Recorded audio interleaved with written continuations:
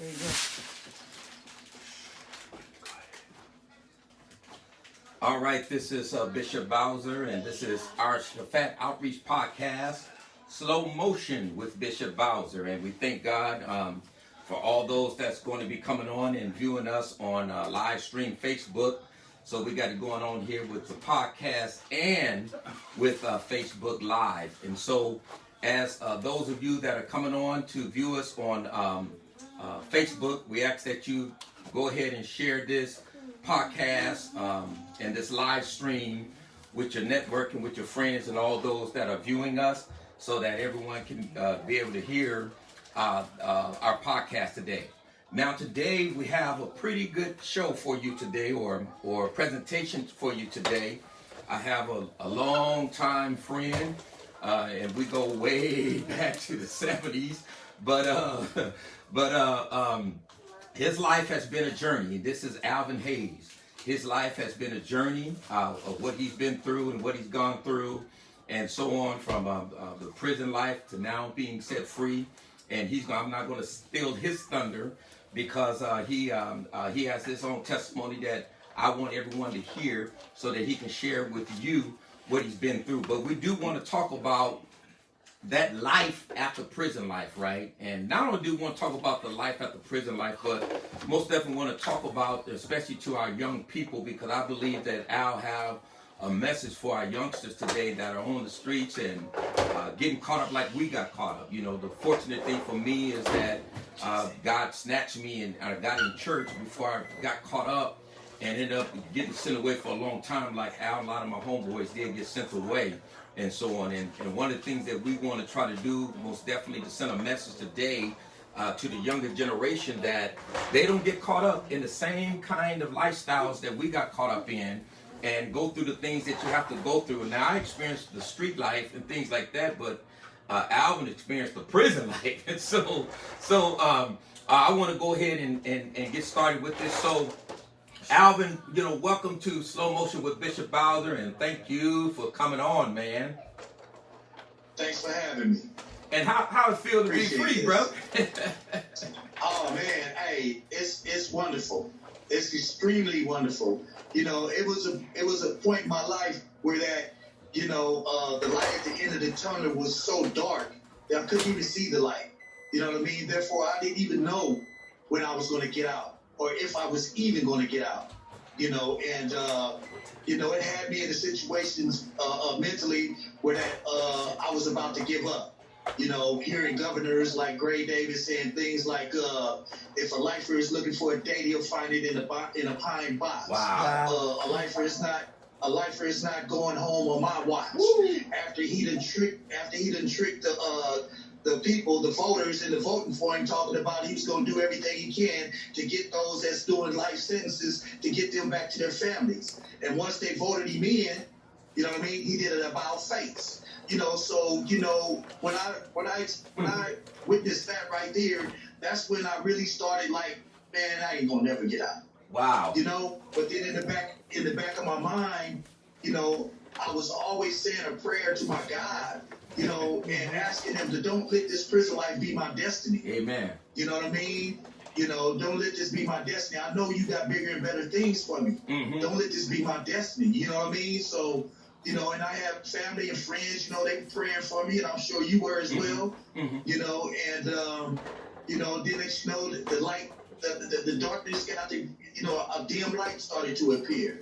You know what I mean? And then it just, yeah, go ahead, brother. Oh, no, I was just going to say that, you mentioned Gray Davis, and that's an amazing thing, because, you put it perfectly, even though I didn't know that was going on and that was said. But I do know that I was supporting Gray Davis when he got in there. But, the thing is that I actually signed the impeachment to the recall him. Because, remember, he got recalled. Yeah. And so I actually signed that to recall him, because I didn't like some of the things he was doing myself. I didn't know those things he was saying. But it was, he reaped what he sowed. He got what was coming to him. But that's something that most definitely would blow the hope out of someone that was hoping. So, if you don't mind, whatever if you feel comfortable with sharing with us, can you share with us what were you locked up for, and how much time did you have, And what was your mindset when that happened? Okay. When I caught my case, it was in 1988. I took the life of Mr. Robert Knight.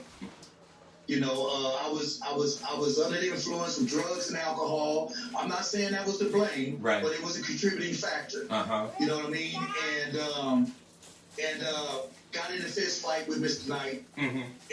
And after I whooped him, mm-hmm. he left. Mm-hmm. Right? So my homeboy Donald Bandy, he stepped to me. He said, "Hey, Cole, Al, check this out. If dude come back, man, don't mess with him no more, man." Uh-huh. I say, "Hey, homie, I won the fight, so I'm cool with that." Right. You know what I mean? So I go kick it with the homeboy Big Dirt, you know, and we chopping it up. And next go, here come Mr. Knight. This time, he got some gloves on. Uh-huh. So when I seen the gloves, I immediately thought, okay, he coming back for round 2. Uh-huh. So I get up and I approach him. I'm like, "Hey, homie, what's happening with the gloves?" Uh-huh. You know, and I asked him 3 times. Mm-hmm. And after the 3rd time, you know, he said, "Nigga, this was up with the gloves," and he pulled out a butcher knife. Oh, wow. So when he pulled the butcher knife out, mind you, we was right there, the apartment's right there on 31st and Imperial. I know that was is. right there on the corner. Where we hang out at. Now exactly. I ran up into the courtyard of the apartments, and there was this young tree growing up, and they had a 2x2 stick holding the young tree up so it can grow up straight. So I snatched that out the ground. Uh-huh. Now when I run back out to the parking lot, Mr. Knight was standing there by the light pole talking to a female. Mm-hmm. So I pushed up on him and I hit him one time. Uh-huh. Right? He staggered. I hit him again. Mm-hmm. You know, he hit the ground. I hit him 2 more times. And after that, that's when I just dropped the stick and I left. Uh-huh. Now, I went to my homeboy. I went to one of the older homies' house. Mr. Alvin. Wow, I forgot Alvin's name. All I know, me and him got the same first name. Uh-huh. But anyways, I go to his house, and he asked me. He's like, "Man, what's happening now? What's going on?" And I ran it down to him. What was up? Uh-huh. So he asked me. He said, "Man, what you gonna do?" I said, "Man, I ain't finna run from this, man. I'm gonna have to face the music." Right.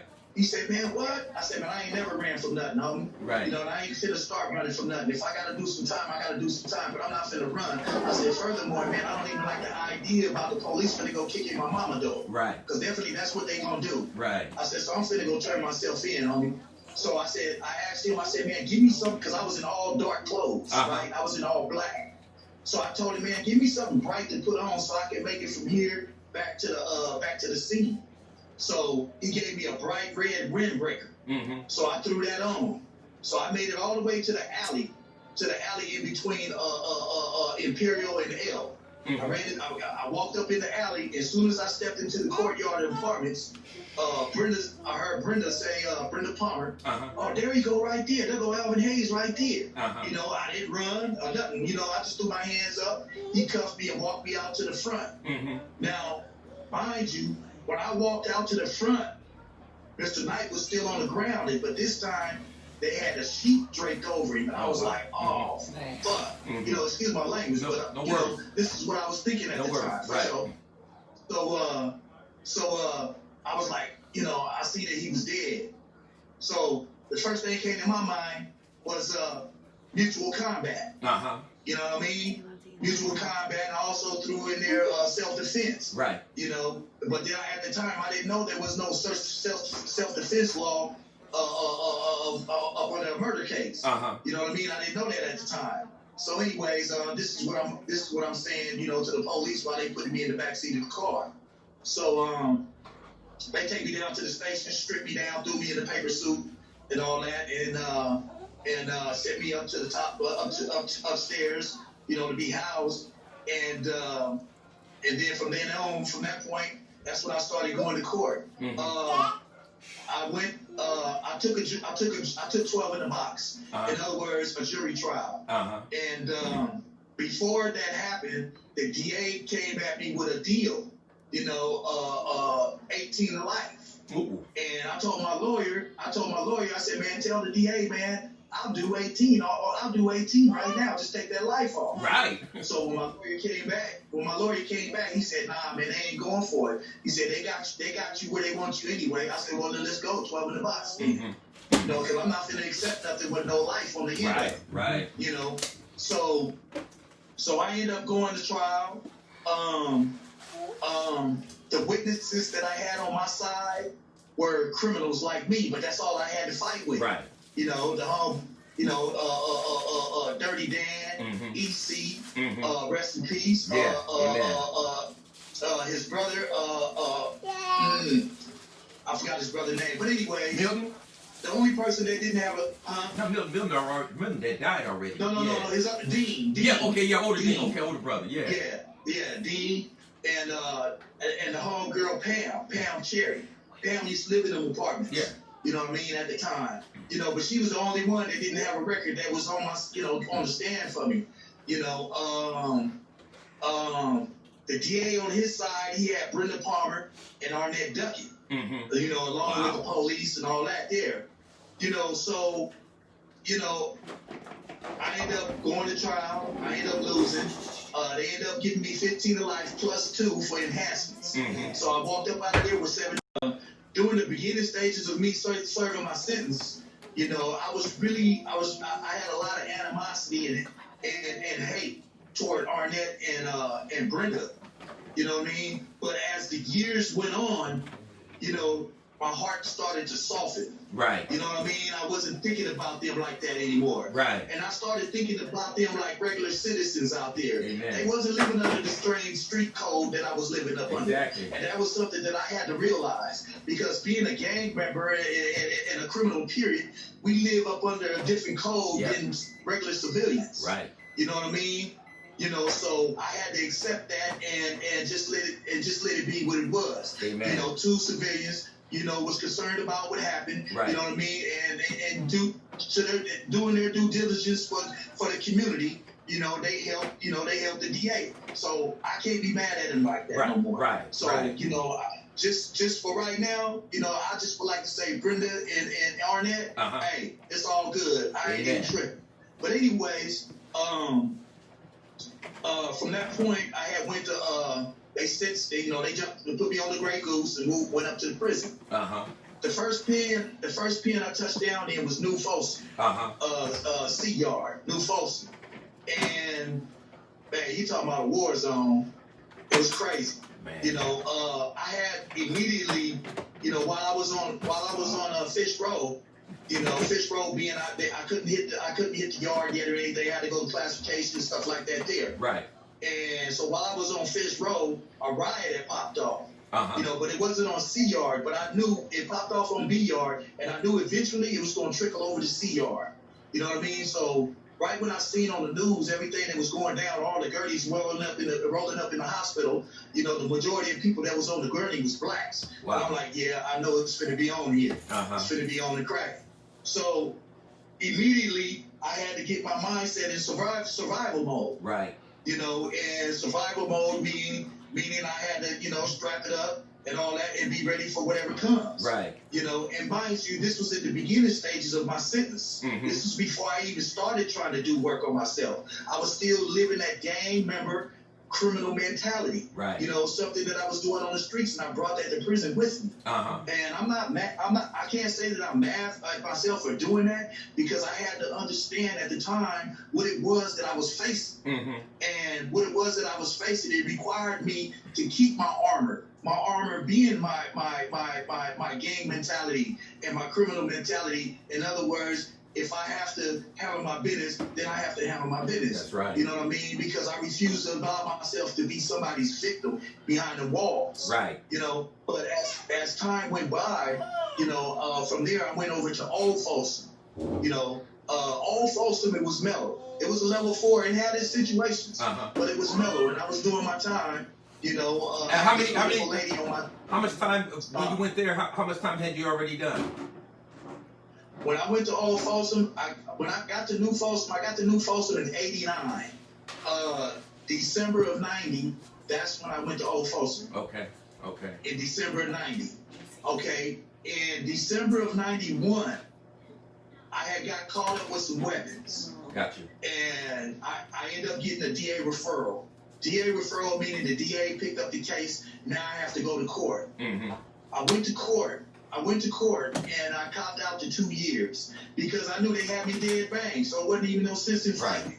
So I went on and copped out to 2 years, and I ended up doing an 11-month shoe term. As a matter of fact, myself and my little brother Keith, we were cellies at the time. Oh wow! We both went to the shoe. You know, when they gaffled up me, Keith was at work, and I knew they was gonna come after him. So on my way to the cage, I let somebody in the kitchen know, hey man, y'all know Keith Hayes from Dago? They was like, yeah. I said, man, they don't know, man. They got his big brother, man. They probably gonna be coming for him. So they took me to the cage, put me in the cage and stuff. And next to me in the cage was somebody up hiding up. Well, I ain't gonna say at the time I didn't think they were hiding, but this person was up under a blanket. You know what I mean? And I'm thinking, you know, it was kind of chilly outside, so you know, I didn't think nothing of it. So Keith come in. They got Keith. They brought him. They told him. Police told the other officer. The lieutenant told the other officer, take him out the cage. Talking about me. Set him on the bench. Set this guy, talking about Keith. Set him next to him. So they called me in the office. You know, read me my Miranda rights and all that, and they asked me questions about the weapons and stuff. And I'm telling them, you know, I'm letting them know it's all on me.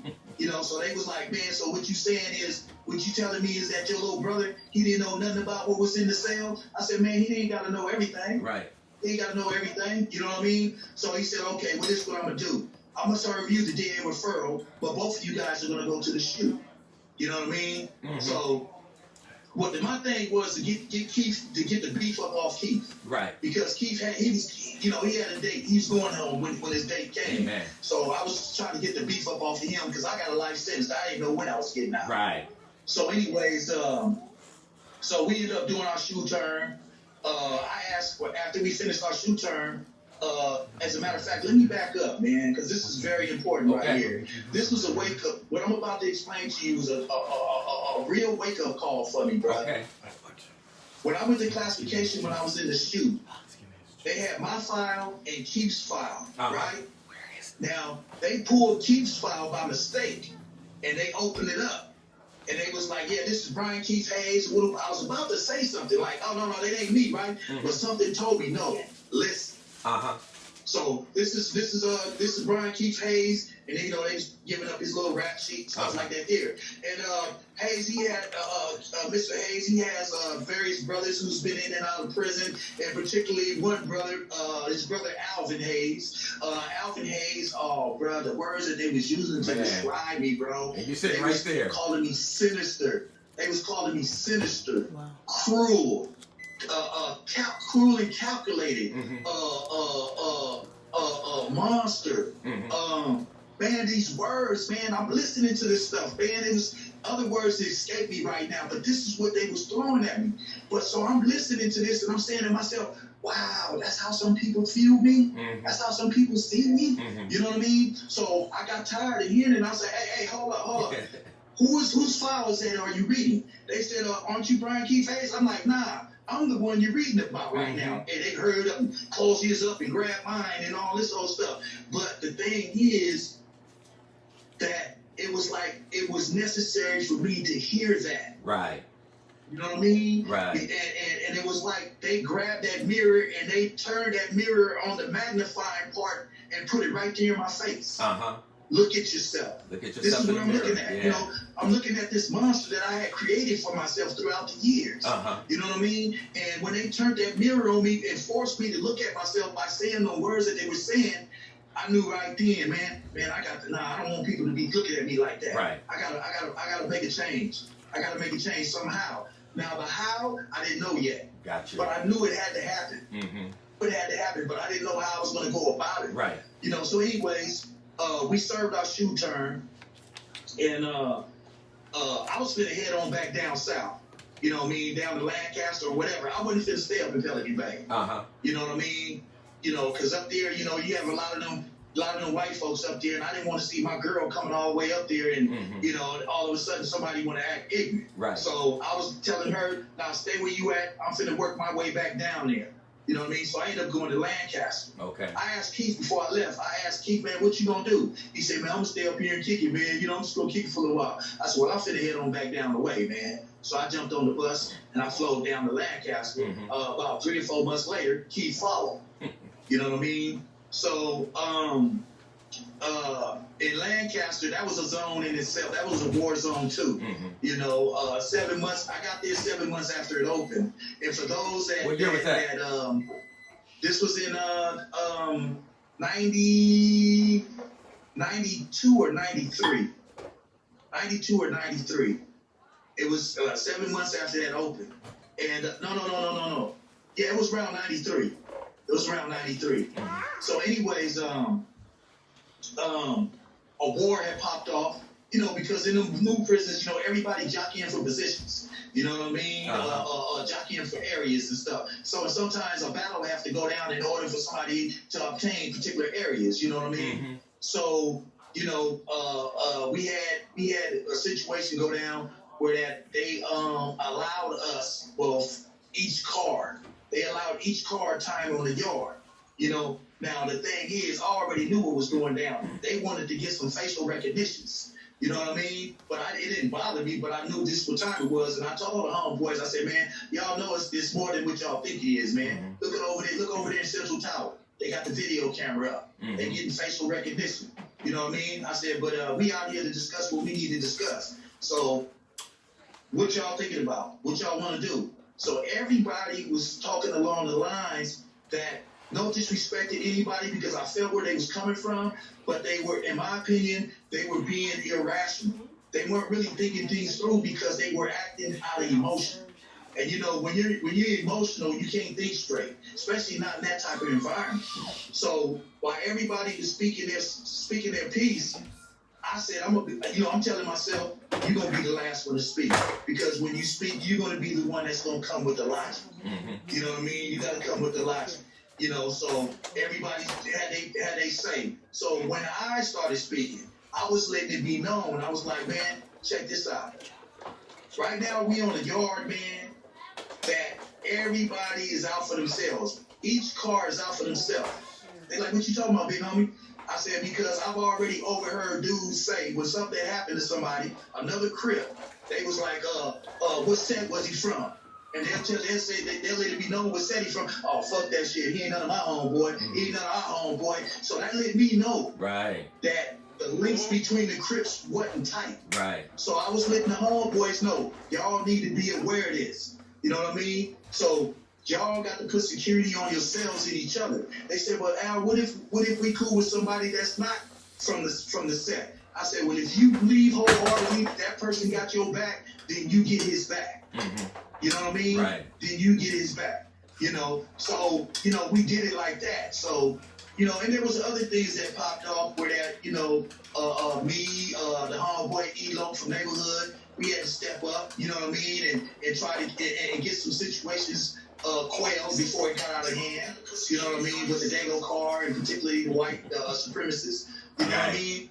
So, you know, there were things that I had to go through in order for not only for me to survive, but for the homeboys to survive. Right. You know what I mean? Because I was looking at it like this. We all in this as one. Mm-hmm. One push, we all push. But if we push, it got to be about something. Right. It can't be about something all willy-nilly. Right. You know what I mean? So, let me ask you something.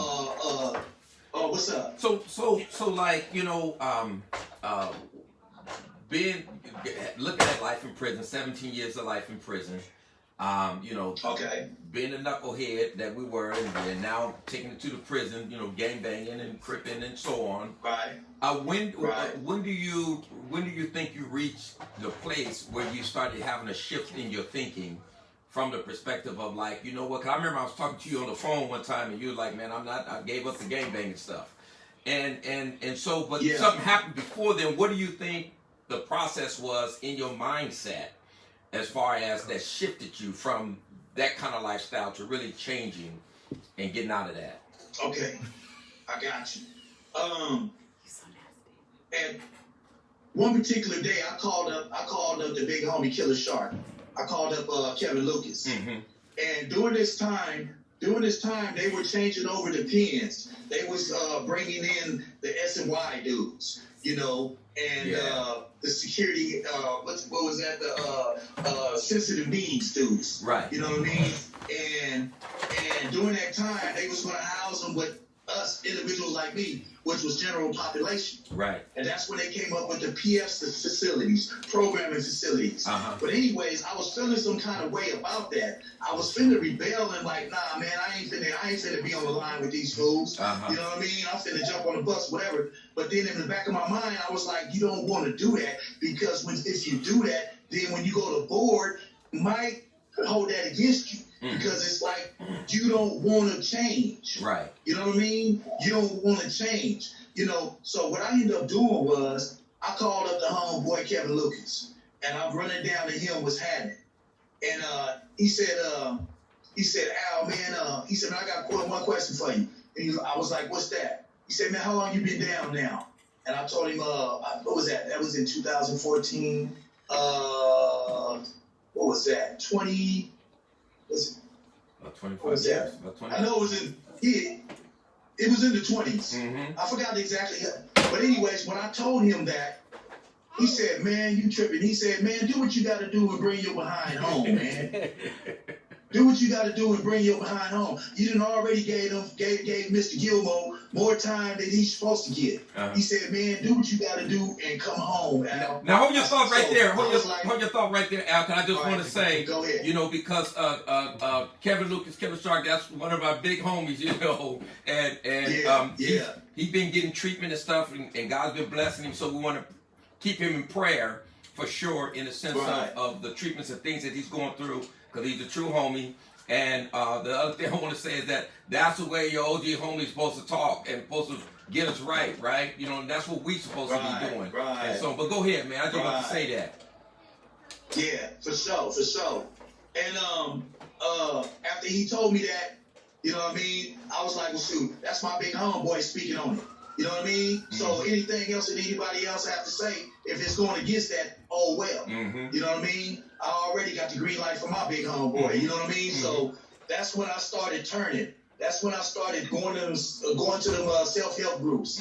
You know what I mean? And digging up in them books and stuff. Amen. You know, and doing what I need to do to straighten up my mind, so that I can go up in that boardroom and give them a piece of what they're looking for.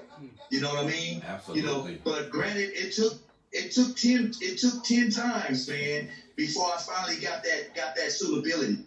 You know, and you know, and it took so long. It took so long because I wasn't ready to be absolutely honest with him. You know, because I was still hanging on to shame. I was hanging on to my pride. You know what I mean? I was still hanging on to a little piece of that street mentality. You know what I mean? And they saw through that.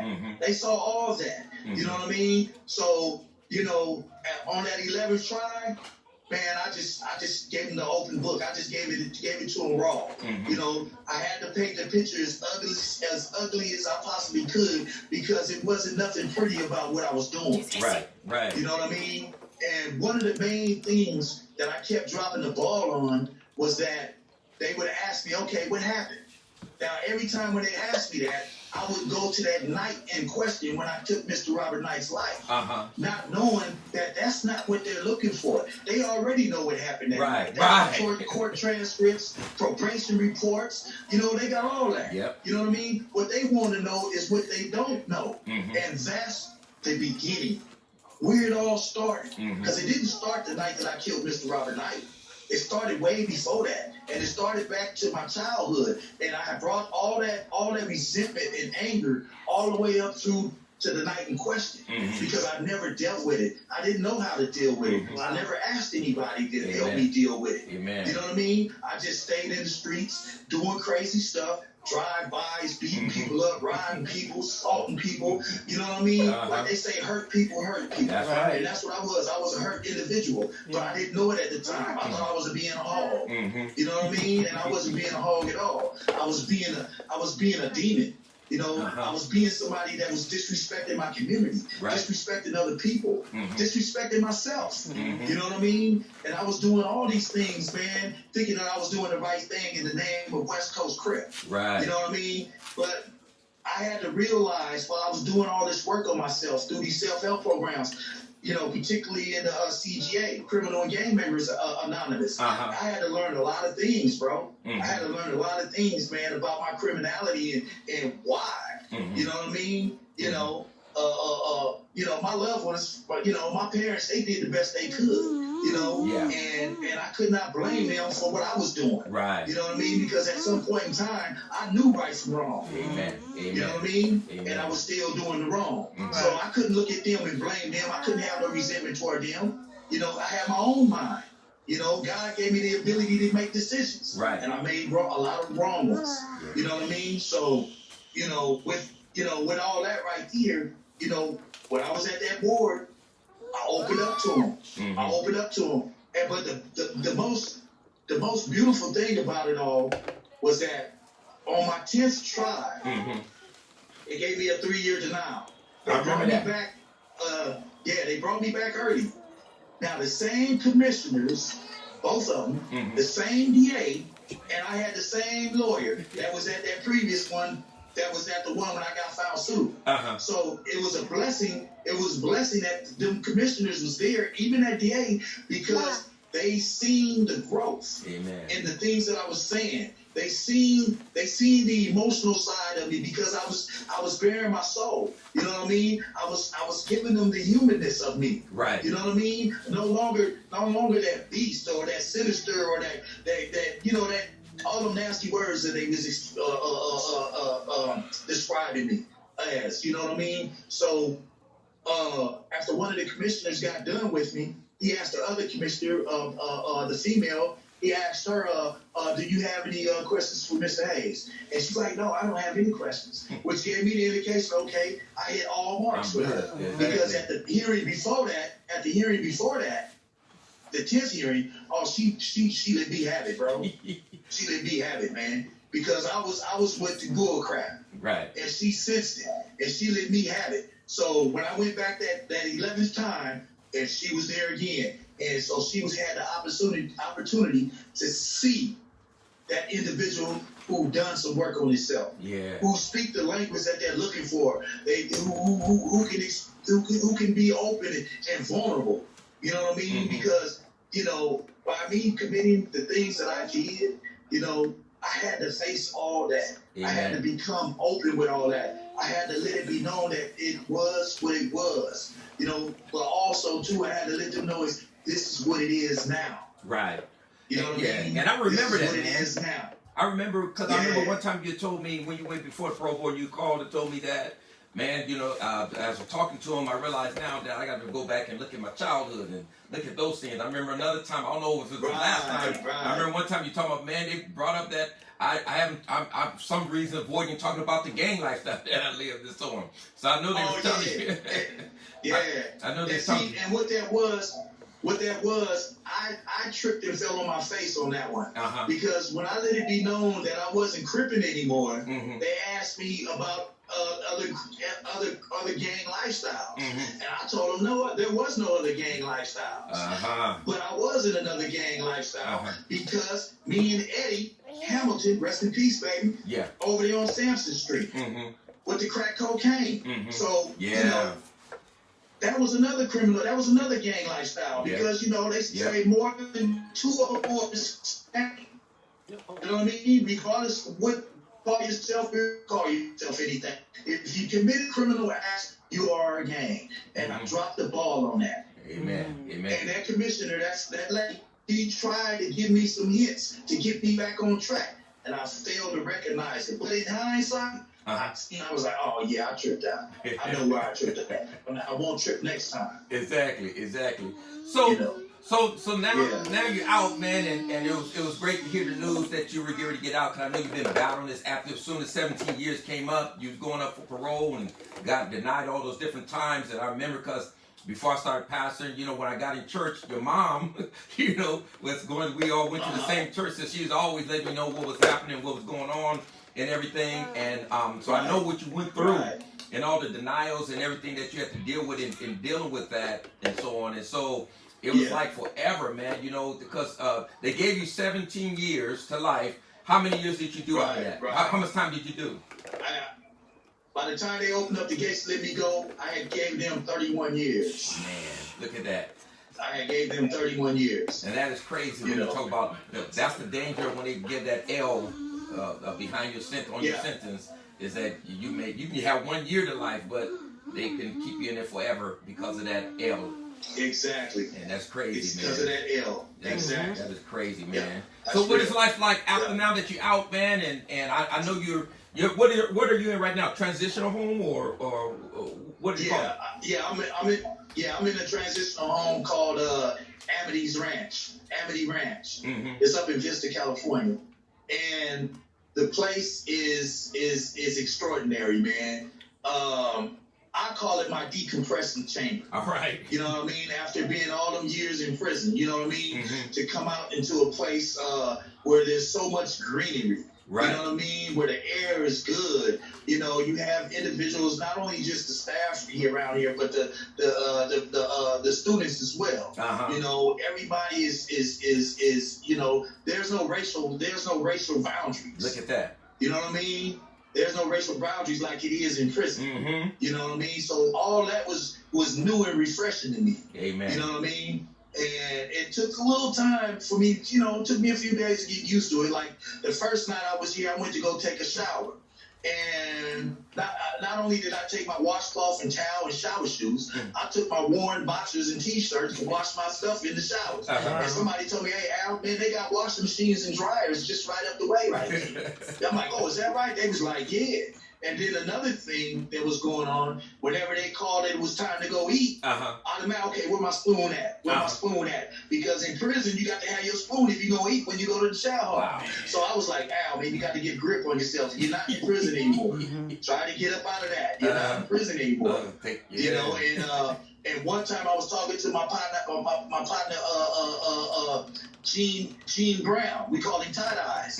You know, and I made mention to him about my bunkie, my Ruby, you know, and I made reference to him as my celly. But yeah, man, you know my celly, and he's like, hold up, Al, hold up. He said, man, you ain't got no celly no more. That's right. You ain't in prison. That's I'm right. like, wow, man. So you know, it's like there's 31 years of this that's built up inside of me. Man. You know what I mean? And it's going to take some time to filter all that stuff out. Yeah. You know what I mean? And that's why I call this place my decompression chamber. Right. On the first two of my on the first two of my videos that I've done, I took the viewers on a tour of this place. I saw it, yeah. You know, just to show, you know, and that's why I call it my decompressing chamber. Amen. You know, every morning I get up before the sun get up. I go walk some laps, you know, around this whole compound. You know what I mean? Get up early in the morning before the sun get up. You ain't finna do that in no prison. You know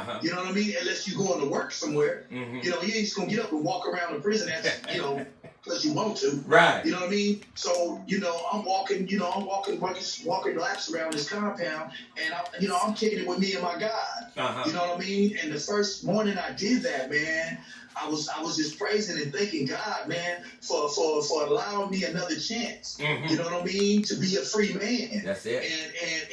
And sending me back up out of that prison, you know, with a sound mind and body. So I have some health issues and stuff, but it's nothing that's going to hinder me from doing what I need to do. Right. You know, so, you know, I was giving praise to him, man, and thanking him, man, for getting me through that. Amen. You know what I mean? Amen. And it was so overwhelming, bruh. I just started crying, homie. You know, I just started crying, man, and I just said to myself, this is real. Amen. This is real. You know, I made it home. Amen. This is real. You know, so, you know, it's humbling. It's very humbling, man.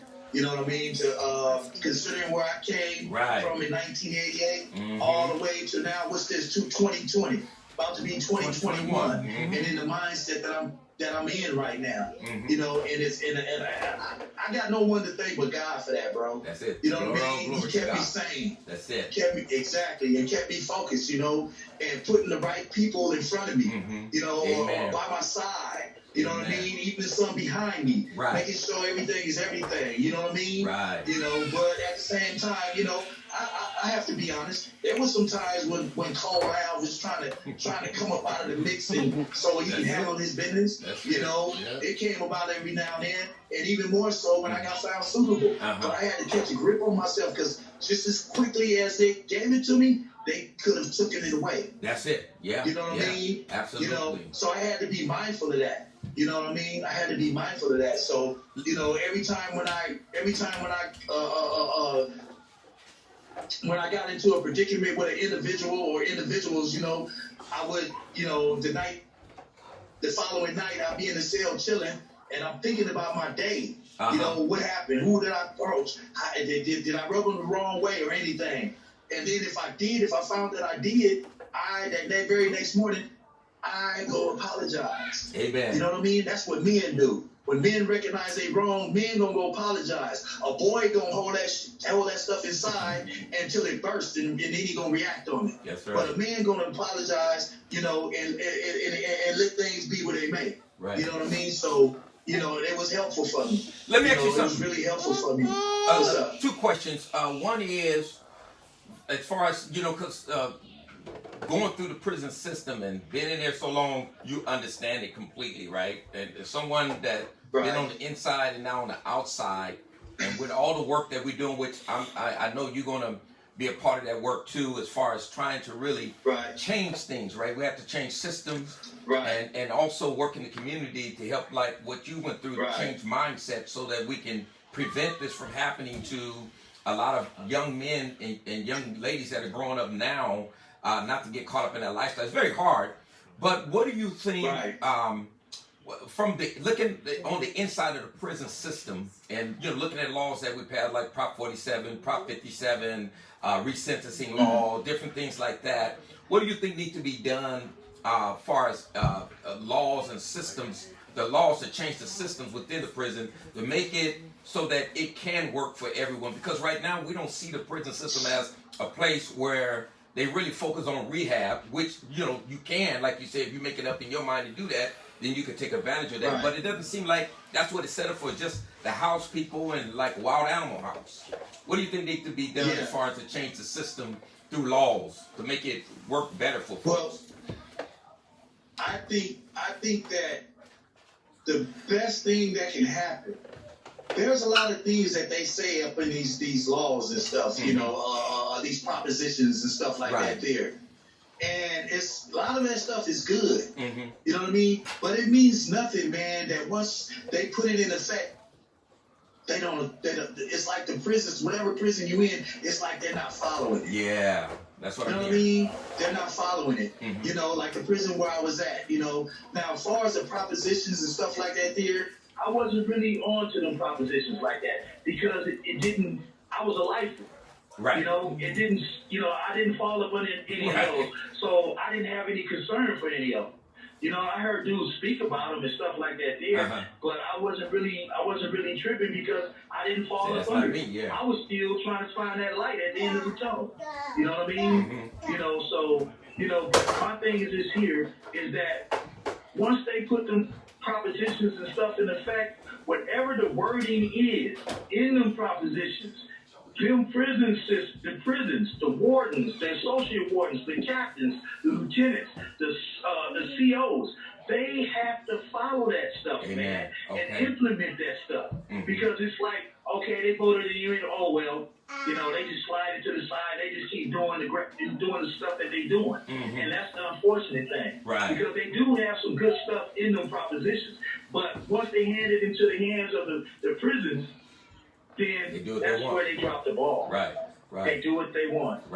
So if they, answer your question, if they follow what the propositions say, it will be good for the individual that's up in there doing time, bro. Okay, thank you for that. Now that you're out, man, I know you ain't been out a long time, so it's really not, you can't really thoroughly examine this because you're still going through the journey, right, of being free and things like that. But being out and being free and looking at yourself and of course, you know, we know you know, since a young age. I remember way back when, what was it? you got a CYA or whatever. I know you've been through a lot. Oh yeah.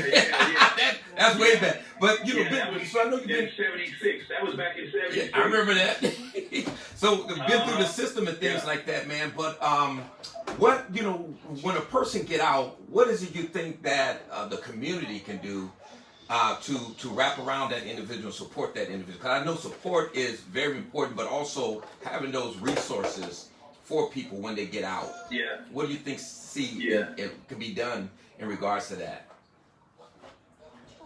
Well, as you said, you know, I just got out, so you know, I haven't really been able to actually get into what it is that what it is that can be done. But if just coming off the top of my head, the first thing, and I know a lot of cats that's doing time, they don't have this out there, but you got to have that family support. You know what I mean? And if the family isn't there, then people that's in the community that genuinely care about individuals.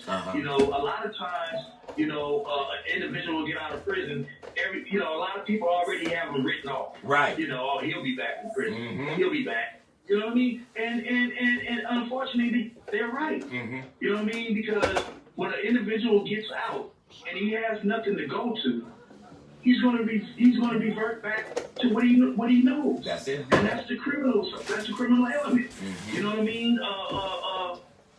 You know, I don't know how hard individuals will be trying to find jobs and stuff, but a lot of them that do come back to prison, they say, man, it's hard out there. It's hard out there. It's hard getting a job out there. And I had to go pick up another sack. Or, man, I had to go jack somebody. Stuff like that. So, you know, I think that as far as the communities, you know, if they would be more inclined to open up their hearts and their minds more to those that's getting out and give them the benefit of the doubt until they prove themselves otherwise, I think it'll be okay, you know. And I'm not saying that all the people out there is slamming their doors on cats that's getting out of prison, you know, but, you know, there's a lot of them that does slam, you know, they keep the doors shut. And, you know, and I'm not mad at them. Right. You know what I mean? They only trying to protect themselves and their family and their loved ones, you know? Right. But it's unfortunate where that cats are getting out, they already got a strike against them in their own community. That's right. You That's know? right. Hey, you know, and I, you know, and that's one of the things I really appreciated about you, even, you know, before you know, went through that transition. I remember back in the 90s, late 90s, early 2000s, you know, when I was working with the union and so on, you were sending a lot of people to me when they get out of prison that needed jobs and stuff, because I was down at the hospital and I was able to get people jobs and stuff like that. I remember you. And so I was thinking, I'm like, man, you know, Alvin had me doing reentry work and didn't even know I was doing it. You know, folks in the show say, hey, Alvin sent me over here. He said you can help me get a job. But it looked like even though back then you were caught up, you were still doing some positive things, at least trying to help people out when they was getting out and things like that, trying to direct them in the right directions and stuff, man. You know, so that's pretty good. Yeah, that's real. You know, even though I was in the prisons, you know, living the life that I was living, you know, as far as you know, still with that criminal mindset and stuff like that, there, I still have some pearls of wisdom that I can share to somebody that had a ear to listen. You know, and I used to always, you know, think about myself in that way, in this way where that, dang, Al, man, you always giving out this good advice, but when you gonna follow your own advice? You know what I mean? You know, and I found myself thinking like that, man, because I was giving out some good advice. But when it comes to me, I was dropping the ball. You know what I mean? But I'm glad and grateful that I was in the position, you know, mentally to give somebody whatever it is that they needed as far as some guidance. You know, I had, when I was down in Chuckawalla, there was a young homeboy, I forgot his first name, but he was one of the candidates. And you know, it's a pretty big family. So anyways, he was like, Cole Al, he said, man, I want to leave the streets alone, man, but I can't shake the homies, man. I got that love for the homies and all that. I said, youngster, check this out. There's two things that's going to help you get out and stay out of jail. Stay out of prison. He's like, what's that? I said, do you have any kids? He was like, yeah. I said, put your babies first. Because if you put your babies first, then you're not going to let anything or anybody get in the way of you being away from them. That's right. You're going to do everything that you need to do to keep yourself and your babies' lives. So put your babies first. Go get a job. I said, if you don't want to kick it with the homeboys on the block, you don't want to be a part of that no more. Man, you got homeboys that ain't even in that life no more. That's living good lives. Go kick it with them. Go kick it with them. You know what I mean? So, you know, but at the same time, I'm like, dang, Al, you be giving up all this good advice, man, when you go follow. You know? But it is what it is. But at least you're preaching to yourself, looking at the man in the mirror, you know, like Michael Jackson saying, hey, tell him to change your ways. Hey, can't run from it. As a matter of fact, there's a mirror right here in front of me right now. All I gotta do is put my head up, and there I am, right there. That's it. I love what I'm seeing. I'm digging what I'm looking at right now. That's it. You got to look at it that way, man. Digging what I'm looking at. And that is for sure, you know. And I was sitting here listening, you know, because like when we were in the streets, at least, you know, from my perspective, is that I know number one, you know, even though I didn't go to prison, people need to understand that there's a mindset in the streets, and you take it into prisons or you take it wherever you go, even when you're trying to change. Because when I got in church, I still had that gangster mindset, you know. So the moment I get upset, what I want to do, result back to violence and things. I start thinking about how I'm gonna handle this in church, you know.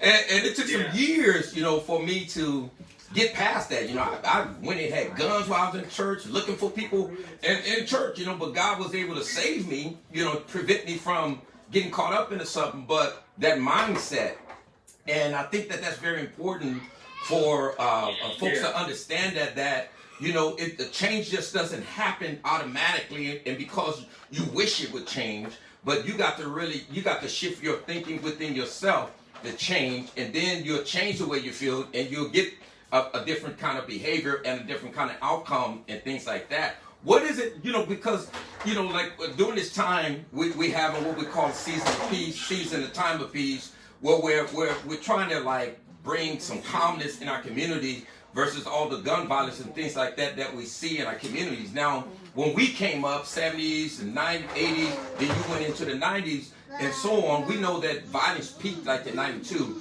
So we've seen the worst of it. Whatever these folks are telling us today, they haven't seen what we've seen, right? But we know the end results of all of that, and we know where it leads to. And trying to reach our young people today and trying to reach these folks that are caught up in this lifestyle, right? You know, whether it's coming from a spiritual perspective of mine or it's coming from that lived experience, what you've been through on both sides. You know, I'm talking about the gangbanging lifestyle, then end up killing someone, then end up doing time for that and banging in prison, getting caught up in prison, and then shifting and changing and now out. And of course, your story, your pages are still being written, but at this point in junction in life, you know, what is it that you would like to say to our younger homies that are the 19, 20, 15 that's caught up and think that that's the life, the gang banging and shooting and the killing, the violence, the crime, and so on? All right. You know, when we came up through this here, you know, back in the 70s, when we came up through this here, What we were experiencing, man, even though we were doing the wrong things, you know, in the gang aspect, we were still a family. Right. You know what I mean? We were still family. We genuinely loved one another. Yes. You know, when we got into a fight with one another, you know, after we fought, we back to drinking and smoking like it never even happened. That's it. You know what I mean? Nowadays, when them youngsters get in a fight, you know, they want to go pick up a gun and come back and kill somebody. Yep. And it can be their own homeboy. Yep. You know what I mean? So it's a lot of things that's going on now that I disagree with. You know, and I disagree with the whole madness, period. But there's a lot of things that I disagree with that they do. But I think that the best way to go about it is to try, in order to reach the youngsters, man, we would have to lead by example. Amen. And what I mean by we, the individuals whom they look up to. Right. You know what I mean? Those are the ones that they look up to. So those are the ones that I know it's going to be a hard road, but those are the ones that we're going to have to try to reach. You know what I mean? Amen. Because them youngsters, they got their own big homeboys that they gonna listen to. Mm-hmm. You know, they might get a little tidbit of something that we say. Right. But for the most part, it's whatever they big homeboys say. The one that had the most influence. Now, exactly. Mm-hmm. So if we can reach some of them, you know what I mean? If we can reach some of them, man, I think we'll be able to make some proper moves. Amen. You know what I mean? Because that's who them youngsters gonna listen to. Right. You know, I know they're not. You know, I know some of them is gonna listen to me if I come at them. You know, say like I go to juvenile halls or somewhere and go talk to them. Right. Okay, they're gonna listen to me because where they are is where I've been. And where I've been is where they possibly gonna be. Right. You know what I mean? You know, so you know, I can still try to reach them youngsters. You know what I mean? Or we can still try to reach them youngsters. But I think that the key element, man, is to get at their homeboy, their big homeboys, the ones that they listen to. Right. Now, the only way that I think that we can gain their attention, bro, is if we bring something to the table for them to benefit from. Amen. Amen. You know what I mean? Because when you got the big homeboys out there putting sacks in them youngsters' hands, you know what I mean? And we come getting at them with that talk about, man, let's increase the peace. Let's put down the guns. Let's put down the drugs. Okay, we do that. Okay, then what's next? Exactly. But we ain't got no organization or anything where we can help them get employment. Right. You know, so they can find some way of maintaining a positive lifestyle. And that's if we don't have that, then they're gonna go back to what they know best, and that's criminality. And man, that is key, man. I think that's very important. That's one of the things we're trying to work on right now, get a scholarship thing going because, you know, to pay these young people to really engage. Because really, it's going to take a shift in the mindset. But only way you're going to do that is you got to get them to sit down and come up with a life plan and willing to do it. And right now, I mean, even with offering some of these jobs, they don't even want these jobs. Because I know I've talked to some of the youngsters and you know, they got their Lexus or Mercedes right there, and you're like, hey man, you know, nah, I'm good, because they, you know, they make it, you know, good money and stuff, man, you know. Yeah, it's hard to compete with that. Yeah. It's hard to compete with that, man. Yeah. It's hard to compete with that. That's why with those they got them Lexus and all that money, let them do what they do. Mm-hmm. There are those that don't have that want that, and considering going to get that in the way that the ones that gotta get it. That's it. Criminal. Being a criminal. Mm-hmm. And if we can only get a hold of them before they even do that, right, then we good. We good. And you know what I mean? We might not be able to get them all, but we be able to get some of them. Amen. You know what I mean? That's one of the things my son always said. My oldest boy, Jay, always say, well, you ain't gonna be able to help everybody, you know, but you can help the ones that do want to help, true. you know. And that's I know that's one of the things that's one of the things that I always. Hey, hold up. Okay. No, hold up real quick. All right. Okay, what was you saying, Brian? Yeah, I mean that's one of the things that my son Jay was telling me is that, you know, like you can't help everybody, but you know there are going to be people that you can reach and that you can help, and so on, and that's willing to make that change. And I think it's very important because that's what I see. Even when you talk about trying to end the violence, it's those folks that are still connected to the street that these youngsters respect. When they go in and speak, they'll listen, right? They'll listen to them, and they can correct some of the stuff that's happening there. And that's where it really happens, because a lot of times it's them that's putting pressure on them to put in work too. So you know, really got to be able to reach them and like you say, have those something to offer that's going to be very attractive to them and sustainable for them and help them, right? And it's going to be a challenge. It's going to be a challenge. Yeah, absolutely. Because like you said, they got them Lexus and them Cadillacs and all that money and all that. It's hard to compete with that. Yeah.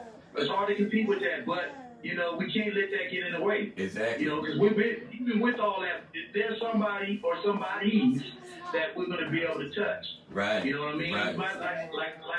Like you were saying earlier when the individual told you might not be able to help everybody, but hey, as long as you get some of them, it's a win. Right. Right. It's a win. Hey, there's one of the things I want to touch on real quick. Go ahead. Which you had mentioned earlier. Uh-huh. When you had mentioned about an individual, being living a criminal lifestyle for a long time, it is hard So, it's really hard for an individual to turn that off or to get his mind working in another direction. Because we put so many. I'm gonna speak for myself. Amen. I put so many years, man, into that gang lifestyle and that criminal lifestyle. And when I started to get into the groove of changing my thought process and stuff like that, it was a challenge for me. You know what I mean? Amen. Because for one, I was venturing in uncharted waters. You know what I mean? And I didn't know what it was that I was about to face. Right. Because I was still stuck on the familiar. You know what I mean? So I had to realize that, even all this stuff, it was years in the making. So to turn it on and turn it off like a light switch, it's totally impossible. It's going to take some time, just like you mentioned earlier. Yeah. It's going to take some time to develop that whole new way of thinking, and your whole thought processes and your whole belief system. You know what I mean? You got, it's going to take time to change that because it took a long time to get it to where it was. So, it's a challenge in itself, but it's on the individual. How bad does the individual want it? Right. It's how bad they want it, man. Right. And there's no room for half step. Because you half step, you're gonna fall right back into ground zero. That's it. Where it's all bad at. Yeah. You know what I mean? And that's for sure. And I believe, one of the things that I have learned over the years in trying to reach folks and dealing with the mindset is that I do know this is that and sometimes it's not too late, but sometimes the person is really in a messed up situation when they finally realize, like, man, I messed up. I shouldn't have gotten caught up in that. I shouldn't have done that. And because now they're looking at a lot of time, right? But I do think that whatever an individual is doing illegally to make money, and that might be keeping them from changing or turning another way. I believe that they have to understand that that's short term, and somewhere along that they may not be ready now, but somewhere along that road, we have to keep that connection because they are going to be ready at least at a breaking point somewhere. Whether they get whether they get caught up into something, locked up, or whether they get shot and almost killed, something's going to happen in their life to where they're going to reach that point where they're thinking about their life and like, you know what, this life is not the life I'm living is not worth it, and I need to change. But the problem is like what you sharing, what I know I went through, and I see a lot of people going through. A lot of times we don't know how to change. I'm in church and repented and all that, but still. My mindset, right? And so it's really, it's a challenging thing to really things that's been built in you since you was a kid and a teenager and going into adulthood. Now all of a sudden you think you're going to turn it off overnight, and it doesn't work like that if you're going to change your belief system. But we got to begin that process and so on. And I think that with the work that we do, we have to be patient with people, right? We have to be patient and understand. That we're all at different levels in our life, and that especially the kind of lifestyle that we come from, we face some sticky and challenging situations, and sometimes people may misunderstand us, right? Because they don't understand our tone, where we come from, how we talk, the things we say. When I was listening to you earlier on the video, I was like, okay, let me call Al because make sure he's okay. Because I know that Al way back, But you're probably just upset and trying to, hey, back off here, take a chill pill. But people don't understand that, right? And they see that and don't realize it. Like, give people space and understand that, everybody's on different levels, and that's what a support team is all about. We all need encouragement and support. We all lose our cool. We all get caught up in, but that's how we grow, and that's how we learn. And so that's right. So when you look at your journey, I know with COVID-19 and all this lockdown stuff, it's a very challenging time for everyone. So I know it's particularly challenging for yourself, in what you're doing. But what does the future look like for you? Have you looked at it and kind of where you see things moving for you, especially once this COVID-19 gets done? Well, once this COVID-19 get done and I'm able to get up out of here and move and maneuver and do the things that I need to do, such as going to the DMV, getting my papers, the Social Security Administration, get my Social Security card. You know, these are the things that I'm not even able to go do because of this pandemic right now. You know what I mean? And as far as where do I see myself after the pandemic, you know, at the top of my list is joining you in your crusade and trying to increase the peace. Thank you. And also too, for sure. And also too, I want to be established, you know, as far as, you know, my art skills. Amen. You know what I mean? I want to get my art skills out there. You know, for many years I've been knowing how to draw since I was 9 years old. You know, but every time when I was out there in society, my mind was on the streets. The only time I thought about drawing was when I was locked up. That was my peace of mind. You know what I mean? And you see some of my work. You know what I mean? And I do some good work. Yeah, you know, so good. And my mom couldn't understand, like, why you always do it when you get locked up and you can do it out here? Yeah, that's it. You know what I mean? But I wasn't listening. But now I know, and now I see it. You know, that's my outlet. That's my outlet, and that can also be my breadwinner. That's it. You know what I mean? And you know, I just have to maintain my focus, stay focused like I am right now, and the goals that I have in front of me. Obtain them goals. If I'm not able to obtain them goals, don't be down about it. Right. Formulate some more goals. That's right. You know what I mean? And see where it goes from there. You know, I can't give up on myself this time. I'm 60 years old. You know what I mean? I'm 60 years old, man, and only God knows how much time I got on this earth. You know what I mean? But in the meantime, when I'm still in my sound mind and body and capable of doing what it is that need to be done in order for me to have a cool lifestyle for myself without hurting anybody, without having my mother drop her tears, you know, or anybody else in that community for that matter, you know, then that's what I got to do. You know what I mean? I don't want my legacy to sound like, oh, well, yeah, Al, when he was out here, he was a damn fool. He was out here, he was tripping, blah, blah, blah, blah. You know, I don't want nobody speaking like that. If anything, I would like for them to say, yeah, Al, he was a trip back in the day, but boy, when he got up out of the pen doing all that time, shoot, he didn't even look back. He was doing his thing. You know what I mean? Amen. He's doing good stuff. You know what I mean? And that's where my head is at right now. Amen. You know, for the better, not only for the better of me and my family, but for the community as a whole, because I'm not in this alone. You know what I mean? Right. I'm not in this alone. Right. You know? Right. There's a host of people that whatever my decisions and stuff I make, it's going to affect a lot of people. That's it. And so therefore I would like for the good to affect them and not the bad.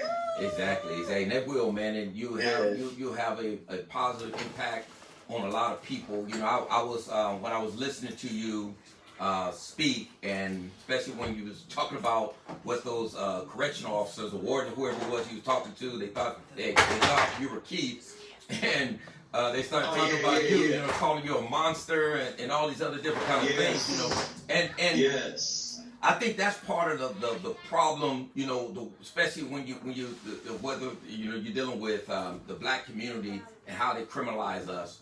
Because that's the next level, right? They want to label us, you know, monsters, dangerous, right? And maybe some of that stuff is true, but I think what people tend to forget, and I always try to remind people, want people to see, is that we're humans, right? And see the humanity in a person. If you treat a person like an animal and like a monster, then that's what you're going to get. You cage them up and treat them like that, then that's what you're going to get. But if you want to change that, then you have to shift. They have to shift the way, you know, they do things and those narratives that they are framing out there. Because, you know, like with us, at least, you know, coming up, I saw us as family. Like you was talking about earlier, we was family. Yeah, we weren't a perfect family. You know, dysfunctional as far as on the streets and everything. You know, we get in our fights and disagreements and all that kind of stuff. But there was a sense of camaraderie there that, you know, I don't see today for sure. But there was, and that's one of the things I always try to tell, at least that's what attracted me to the gang aspect, is that camaraderie and that togetherness that I saw. Yes, we had issues, but we also stuck together, and people that say they would die for you, that they meant that, you know, that they would die for you, you know, and that's an awesome thing. And one of the things I tell my kids that are here, my wife, and whenever I'm sharing testimonies, is like, the way I see it is that I probably wouldn't be alive today if you wouldn't have saved me. You know, God saved me, of course, but God, I believe God used you that night when I could have got killed, and everybody left. And you came back and got me, and snatched me, you know. Right. And otherwise I would have been shot dead, right? And you came back and kept grabbing me, but I kept stopping like, what's going on? I'm whacked out. Yeah, I remember that night. I remember that night. Smoking that stuff. I remember that night like it was yesterday. Yeah. Man, that was a serious thing, man. And you know, I can never forget that, right? And a lot of times back in the day, when we go through those kind of things, we just look at it like, oh, whatever. Cause I remember when we met up later on, you came and tell me, man, if I would have just left you, been laid up in the casket somewhere dead, man, you got to get your stuff together. Well, I went down just standing there looking stupid, and I'm like, what you talking about, man? So like, you know. But then when you look back now with soul looks, and man, he was right, man. I should be dead right now. But that's the kind of love that we had for each other. Back then, and so it wasn't all about per se the way they look at us many times as just crooks and criminals and violent folks and things like that. Even though that was a part of our lifestyle, but I don't think they ever saw the humanity, right? They never saw the love, and we cry with real tears. We have pain, we have hurt, we get our heart broken. You know, we care about things, we love things. You know, we have everything that a human being has. We have too, and not even looking at where we come from, especially as a black people, and what we have to deal with kind of driven our community the way it is, and our mindset and so on. You know, so we are coming up against a lot of system and everything else, but I think with brothers like yourself and others that are getting out, and those that have been out for a while and trying to make that change, if we could just really come together, man, and be that voice and be those elders and be that school that can really people can draw from to really get educated and learn and understand what life is really all about from the perspective of coming from the streets and how you really make that transformation, and that these things really are not about what you think it is and so on. So I think that we do have a fight, we have a battle, but nothing comes, anything that's worth getting, it's a fight that has to happen. It's not gonna come easy. That's it. That's for sure. It's not gonna come easy. Because if it was, it'd have been going. The success would have been there. In a larger form than what it is right now. Because I'm pretty sure throughout the years you've been doing your crusade, there's been some successes along the way. Oh yeah. You know what I mean? There has been some successes along the way. But we want to try to get it to the point, and I'm pretty sure you feel the same way. We want to try to get it to the point where that it might be far-fetched. But I think the challenge is there, and I welcome the challenge, but that we try to get it where that, won't be no more of that madness going on. Right. You know what I mean? Right. So you have any closing words, man? Any closing thoughts and closing words? Anything you want to say before we close it out? Yeah, I'm glad you asked me that, because the flash just came on, let me know I had 15% left on my battery. The only thing that I would like to say, man, is to the youngsters out here, man. That I'm gonna put it in the form of we, because where they are is where I was. Right. But we have to wake up, man. We have to really examine our lives, man, and figure out what it is that we truly want in our lives. You know what I mean? Because them fast cars and them fast women and them drugs and stuff, that's only temporary. We want something that's going to outlast all of that. You know what I mean? Where that we can be proud of ourselves and proud of our communities. You know what I mean? And so that people can look upon us and not see us as savages. Right. You know what I mean? Because that's how they're looking at us. Yeah. We're savages in their mind. Yeah. You know what I mean? And it's unfortunate, but it's true. And the cold part about it is we're perpetuating it. Right. You know what I mean? We're doing the things that savages do. And we got to stop that, man. We really got to stop that. And it only starts with us. It don't start with nobody else. It starts with us. And like I said, I'm putting it in the form of we and us, because where they are is where I be. So we're in this together, regardless. That's it. So, In a minute, I'll be out there, and those of you, and I'm pretty sure you don't know me, you will get to know me. Amen. You know what I mean? Amen. And it's going to be all good. Amen. It's going to be all good. So I'm just going to leave it with that right there, bro. Amen. Amen. Thank you. Hold on. We're going to go. We're going to stop these things, but I want you to stay there until we're done. Okay, for sure.